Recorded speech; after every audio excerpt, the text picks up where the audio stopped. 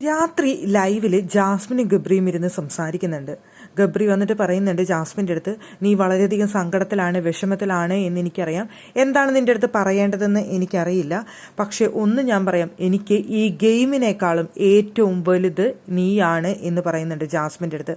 അത് ഒരു തവണയല്ല, പലതവണ ആവർത്തിച്ച് പറയുന്നുണ്ട് ഗബ്രി. ഈ ഗെയിമിനേക്കാളും എനിക്ക് ഏറ്റവും ഇമ്പോർട്ടൻ്റ് ആയിട്ടുള്ളത് നീയാണ്.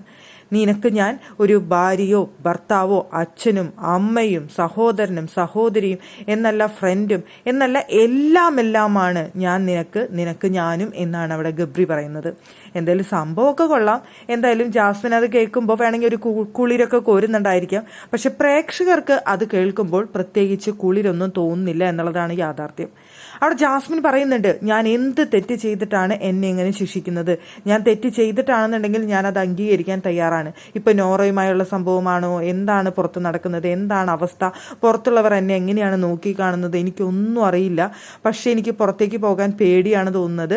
എനിക്ക് ഈ ഗെയിം ക്വിറ്റ് ചെയ്യണ്ട എന്ന് പറയുന്നുണ്ട് ജാസ്മിൻ. എനിക്കിവിടെ നിന്ന് പുറത്തേക്ക് പോകാനുള്ള ധൈര്യമില്ല എന്നുള്ളത് കൊണ്ട് തന്നെ ഞാൻ ഇവിടുന്ന് ക്വിറ്റ് ചെയ്യില്ല. എനിക്ക് പുറത്തു പോകണ്ട, ഞാൻ ഇതിൻ്റെ ഉള്ളിൽ തന്നെ നിന്നോളാം എന്ന് പറയുന്നുണ്ട്.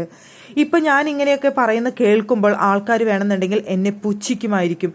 പക്ഷേ ഞാൻ ഒരു തെറ്റും ചെയ്തിട്ടില്ല എന്നാണ് ജാസ്മിൻ അവിടെ ഗബ്രിയുടെ അടുത്ത് പറയുന്നത്. ഗബ്രി, എനിക്ക് ആരുമില്ലാതായോ, ഞാൻ ഒറ്റയ്ക്കായോ ഗബ്രി എന്നാണ് ജാസ്മിൻ ചോദിക്കുന്ന ചോദ്യം. ആരുമില്ലാതായി ഗബ്രി, ഞാൻ ഇനി തികച്ചും ഒറ്റയ്ക്കാണ്. എനിക്ക് ഇത്രയും വരാനായിട്ട് ഞാൻ എന്ത് തെറ്റാണ് ഗബ്രി ഞാൻ ചെയ്തത് എന്നൊക്കെ ചോദിക്കുന്നുണ്ട് ജാസ്മിൻ അവിടെ ഇരുന്നിട്ട്. എന്തായാലും പ്രേക്ഷകർക്ക് ജാസ്മിൻ ഒരു തെറ്റും ചെയ്തിട്ടില്ല, ജാസ്മിൻ ഇത്രയും സങ്കടത്തിലാണ് എന്ന് അവിടെ കൃത്യമായി കാര്യങ്ങൾ ഇങ്ങനെ വിശദീകരിച്ചു കൊണ്ട് തന്നെ ജാസ്മിൻ അവിടെ ഇരുന്ന് പറയുന്നുണ്ട്. അതിലൊരു കാര്യം മാത്രം എനിക്ക് ഭയങ്കര ഹാർട്ട് ടച്ചിങ് ആയിട്ട് തോന്നി. ഒരു കാര്യം മാത്രം എന്താ വെച്ച് കഴിഞ്ഞാൽ, എനിക്കൊരു കുഞ്ഞ് അനിയനുണ്ട്. അവന് സ്കൂളിൽ പോകണം, പഠിക്കണം. അവൻ എങ്ങനെയാണ് പുറത്തിറങ്ങി നടക്കുന്നത്, അവൻ എങ്ങനെയാണ് പോകാൻ പറ്റുന്നത്, അത് ആലോചിക്കുമ്പോൾ എനിക്ക് സഹിക്കാൻ പറ്റുന്നില്ല എന്നൊരു വാചകം അവിടെ ജാസ്മിൻ പറയുന്നുണ്ടായിരുന്നു. അത് മാത്രം കേട്ടപ്പോൾ എനിക്കത് ഭയങ്കരമായിട്ട് ഹേർട്ട് ചെയ്തു. അതൊരു സത്യമാണല്ലോ എന്ന് ആലോചിച്ചപ്പോൾ. അപ്പോൾ അങ്ങനെ ഒരു ചിന്ത എന്തുകൊണ്ട് ജാസ്മിൻ മുൻപ് ചിന്തിച്ചില്ല എന്നൊരു ചോദ്യം അവിടെ വരുന്നുണ്ട്.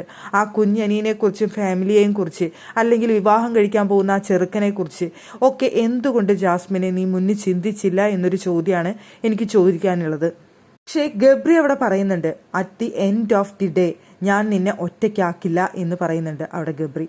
ഇനി നിന്റെ വിവാഹം മുടങ്ങി പോവുകയാണെങ്കിൽ തന്നെ മറ്റൊരു ചെറുക്കനെ കണ്ടുപിടിച്ച് നിന്റെ കല്യാണം ഞാൻ നടത്തി തരും എന്നൊരു വാക്കു കൂടി അവിടെ ഗബ്രി ജാസ്മിനെ കൊടുക്കുന്നുണ്ട്. അപ്പോൾ ജാസ്മിൻ ചോദിക്കുന്നുണ്ട്, നീ ആര്, എൻ്റെ അച്ഛനാ എന്നെ വിവാഹം നടത്തി കൊടുക്കാനായിട്ട് എന്നുള്ള രീതിയിൽ ചോദിക്കുമ്പോഴാണ് അവിടെ ഗബ്രി പറയുന്നത്, ഞാൻ നിന്റെ അച്ഛനും അമ്മയും സഹോദരനും സഹോദരിയും ഫ്രണ്ടും കാമുകനും കാമുകിയും എല്ലാമാണ് എന്നൊരു വാചകം അപ്പോഴാണ് ഗബ്രി അവിടെ പറയുന്നത്.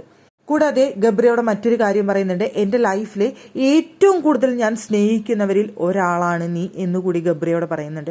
എന്തായാലും ഗബ്രിയുടെ ഈ വാചകങ്ങളും വാക്കുകളും എല്ലാം കേൾക്കുന്ന സമയത്ത് പ്രേക്ഷകർക്ക് തോന്നുന്നൊരു കാര്യം, ഗബ്രിക്ക് ജാസ്മിൻ്റെ അടുത്ത് പ്രണയം തന്നെയാണ്. പക്ഷേ അതൊരു പ്രണയത്തിലേക്ക് വഴിമാറാനുള്ള സാഹചര്യം അവർക്കിടയിലില്ല. കാരണം ജാസ്മിൻ കമ്മിറ്റഡ് ആണ് എന്നുള്ളത് കൊണ്ട് തന്നെ. അല്ലാന്നുണ്ടെങ്കിൽ ഒരു പക്ഷേ അവിടെ അത് പ്രണയത്തിലേക്ക് വഴിമാറുമായിരുന്നു. ആ ജാസ്മിന് പറയുന്നുണ്ട് ജാസ്മിന് ഒരുപാട് ഇഷ്ടമാണ് എന്നുള്ള കാര്യം. അത് ജാസ്മിനും പ്രണയത്തിലേക്ക് വഴി മാറ്റാനായിട്ടുള്ള സാഹചര്യമില്ല, താല്പര്യപ്പെടുന്നില്ല. പക്ഷേ അവർക്കുള്ളിൻ്റെ ഉള്ളിൽ പരസ്പരം പ്രണയം തന്നെയാണ്. അങ്ങനെ ഒരു ഫീലിംഗ് തന്നെയാണ് രണ്ടുപേർക്കുള്ളത്. പക്ഷേ അവർ തമ്മിൽ തൊടുന്നതോ സ്പർശിക്കുന്നതോ കെട്ടിപ്പിടിക്കുന്നതോ ഉമ്മ വയ്ക്കുന്നതോ ഒന്നും തന്നെ മറ്റൊരർത്ഥത്തിലല്ല എന്നാണ് അവർ പ്രേക്ഷകരുടെ അടുത്ത് പറയുന്നത്. അതൊരു ഫ്രണ്ട്ഷിപ്പിന്റെ ബേസിസിൽ മാത്രം ചെയ്യുന്ന കാര്യങ്ങളാണ് എന്നാണ് അവിടെ ഇരുന്നു കൊണ്ട് രണ്ടുപേരും പറഞ്ഞ് ഫലിപ്പിക്കാൻ നോക്കുന്നത്. പക്ഷെ അതൊരു പക്ഷേ സത്യമായിരിക്കാം. പക്ഷെ കാണുന്ന പ്രേക്ഷകർക്ക് അത് അംഗീകരിക്കാൻ വളരെയധികം ബുദ്ധിമുട്ടുള്ള ഒരു കാര്യമാണ്.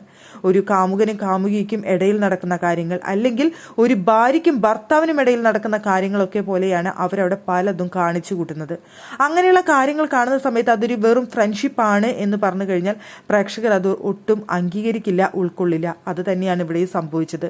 എന്തായാലും ജാസ്മിൻ വളരെയധികം തകർന്ന മട്ടിലാണ്. സീക്രട്ട് ഏജന്റ് ഒരുവിധം കാര്യങ്ങൾ പുറത്ത് നടന്നതെല്ലാം തന്നെ ജാസ്മിൻ്റെ അടുത്ത് പറഞ്ഞു. ജാസ്മിൻ ആകെ ഒറ്റയ്ക്കായി തീരെ ഇല്ലാതായ ഒരു അവസ്ഥയിലാണ് ഇരിക്കുന്നത്. പക്ഷേ ഗെയിം മാറ്റി പിടിക്കാൻ ജാസ്മിൻ ഉദ്ദേശിക്കുന്നില്ല, ഗബ്രിയെ മാറ്റി നിർത്താൻ ജാസ്മിൻ ഉദ്ദേശിക്കുന്നില്ല, ഗബ്രിയോടുള്ള സ്നേഹം കുറയ്ക്കാൻ ജാസ്മിൻ ഉദ്ദേശിക്കുന്നില്ല, ഒരു മാറ്റവും വരുത്താൻ ജാസ്മിൻ ഉദ്ദേശിക്കുന്നില്ല.